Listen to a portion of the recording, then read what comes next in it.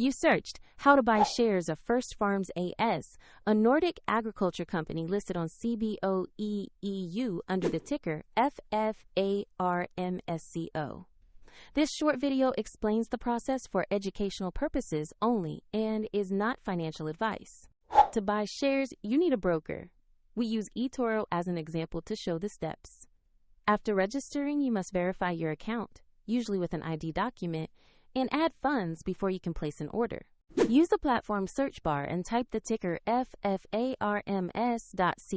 to find the listing. Make sure you select the correct Firstfarms AS stock from the results. On the stock page, review the company overview and the price chart to confirm it is Firstfarms AS. Verify the page shows the ticker FFARMS.co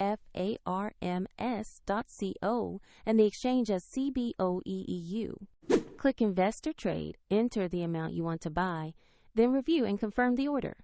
If the market is closed, the order may be queued or executed when trading resumes. If you do not have sufficient funds, the platform will prompt you to add money before confirming the purchase. Once executed, your position will appear in your portfolio where you can monitor it.